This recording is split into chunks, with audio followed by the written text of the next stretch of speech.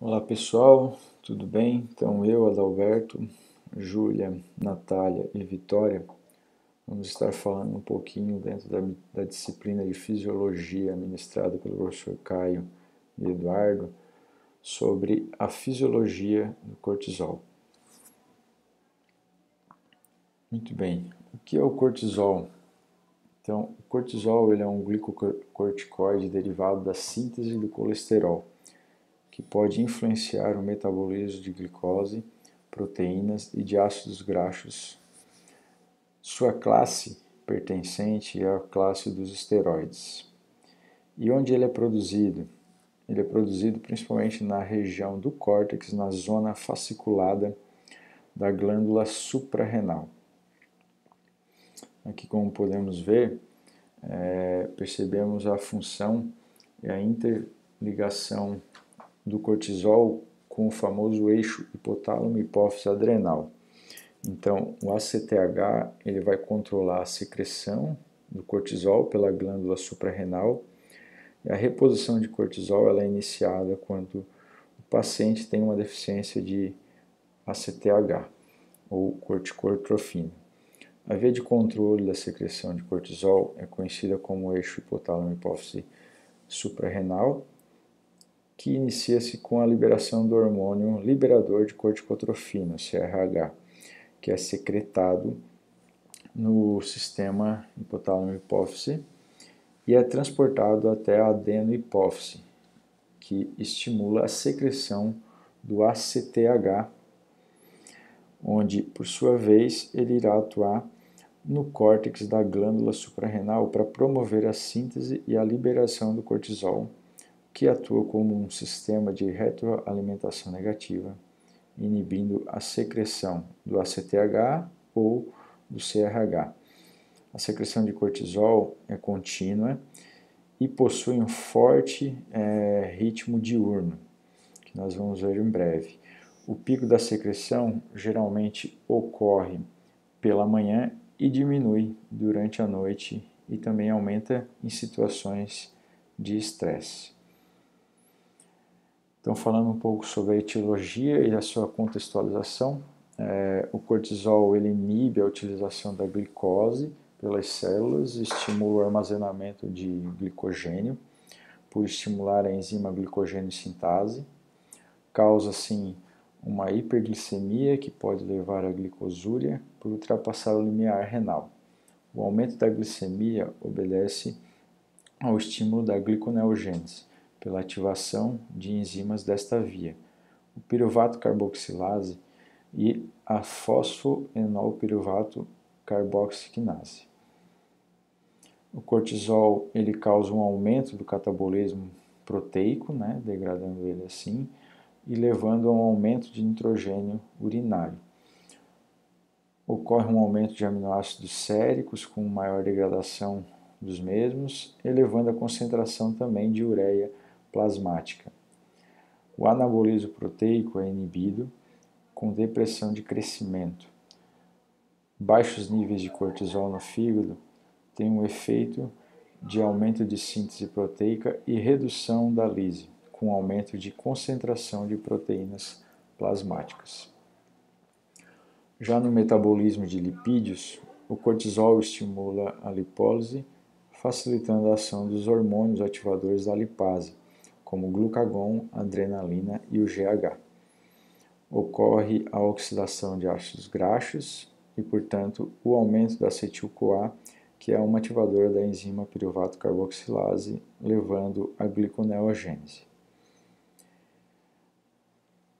Aqui nós temos uma tabela que mostra algumas ações do cortisol. Então, dentre as ações principais, a gente pode destacar o metabolismo da glicose, nós acabamos de apresentar, o metabolismo das proteínas também, e ação nos metabolismos de gorduras. Além disso, como ação principal, o cortisol ele vai exercer uma ação anti-inflamatória a níveis aí farmacológicos, e também vai produzir aí efeitos psíquicos e efeitos permissivos. A secreção do cortisol, ela tem muita relação, então, como nós também já relatamos, com o ritmo circadiano. Então, a gente consegue perceber aqui nas figuras que o cortisol ele é liberado de modo regular diurnamente. Então, a gente tem alguns picos aqui entre o meio-dia e as 18 horas. No período noturno, a gente percebe que a concentração de cortisol ela é diminuída, a sua secreção, e aí lá, novamente, às 6 da manhã, aproximadamente, ela é liberada novamente com uma certa quantidade.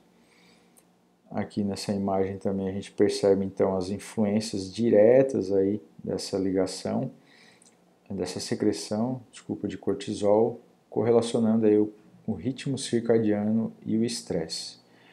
E aí os efeitos, né, em alguns órgãos principais, então atuação no sistema imune, no fígado, no músculo e aí no tecido adiposo. As funções, então, podemos destacar aqui. O cortisol, então, ele mantém os níveis sanguíneos de glicose para antagonizar os efeitos da insulina e aumenta o efeito das catecolaminas no sistema cardiovascular. Ele também suprime a atividade dos osteoblastos, hematopoiese, a síntese de proteínas e colágeno e respostas imunes. Todas essas funções protegem o organismo contra efeitos de um estressor e concentram energias para recuperar o equilíbrio em face de um desafio agudo à homeostase. A secreção do cortisol, então, ela também é induzida pelo estresse, também está associada à diminuição de níveis de hormônio tiroestimulante e inibição da conversão de tiroxina, T4, e triiodotironina, T3, que são biologicamente mais ativos, né, nos tecidos periféricos. Efeitos imunes e inflamatórios também são presentes. Então, o cortisol ele afeta diversos aspectos de função imunológica e de reatividade inflamatória. Grandes quantidades desse hormônio são necessárias para uma ação anti-inflamatória eficaz. O cortisol suprime a resposta imune porque deprime as imunidades humorais e celulares, né? E ele também inibe a síntese de prostaglandinas, e isto pode explicar, em grande parte, os seus efeitos aí anti-inflamatórios.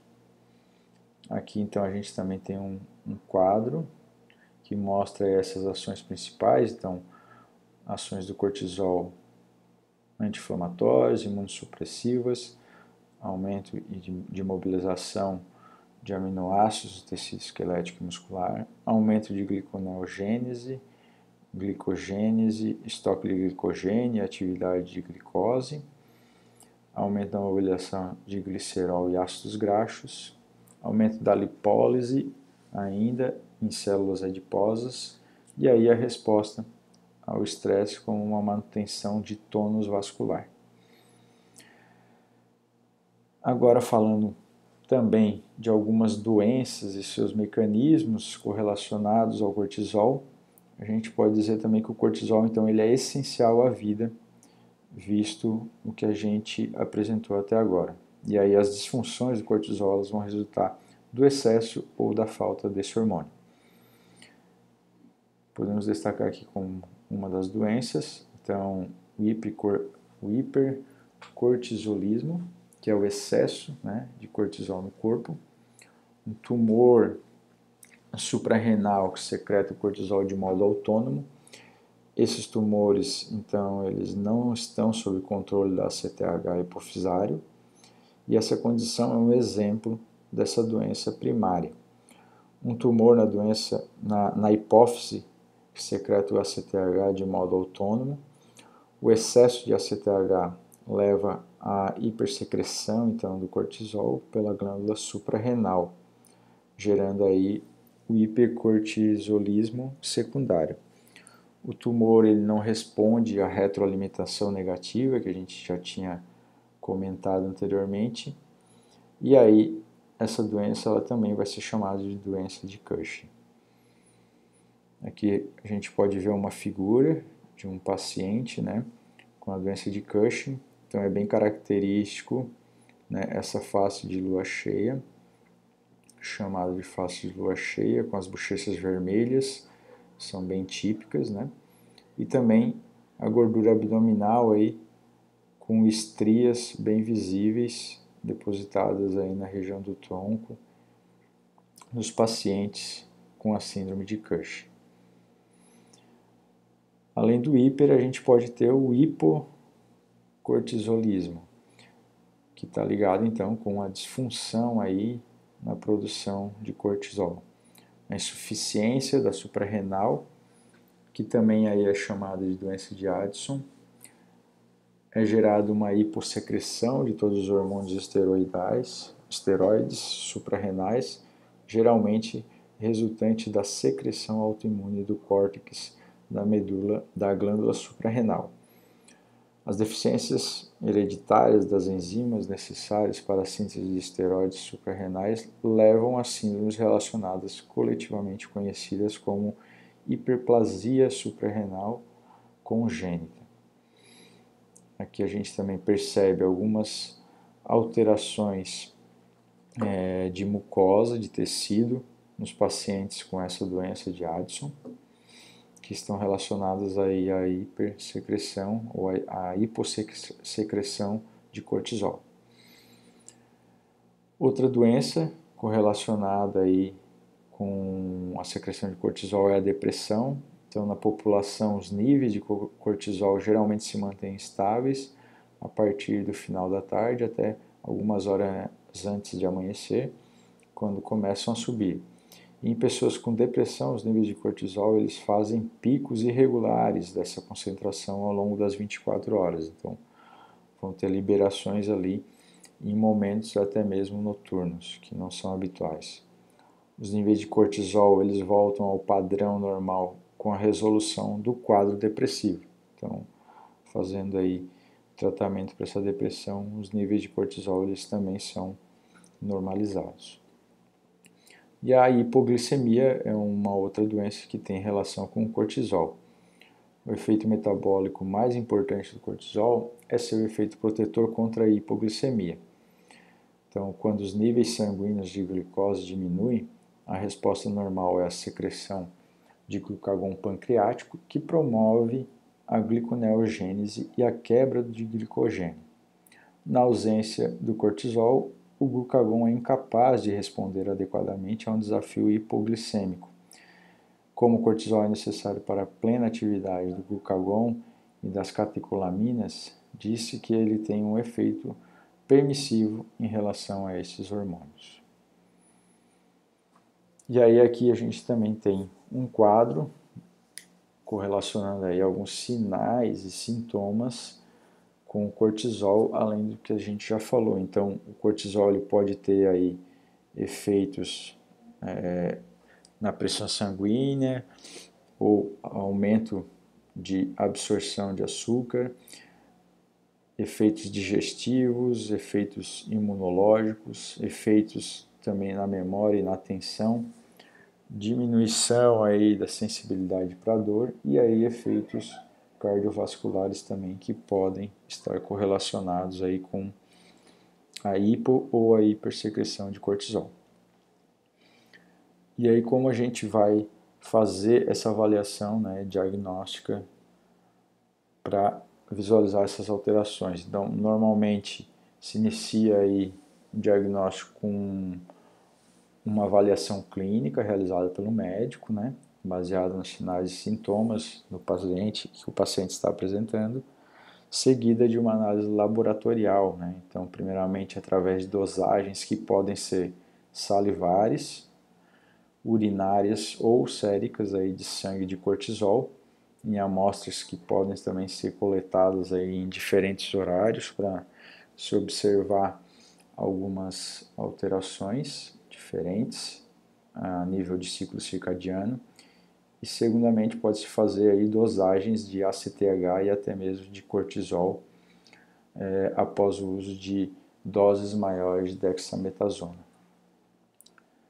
E os tratamentos mais utilizados, né,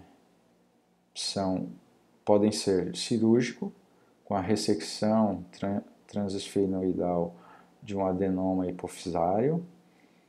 Outro tratamento um pouco mais lento a nível de resultados é a radioterapia na hipófise. E aí o mais comum é a administração aí de glicocorticoides.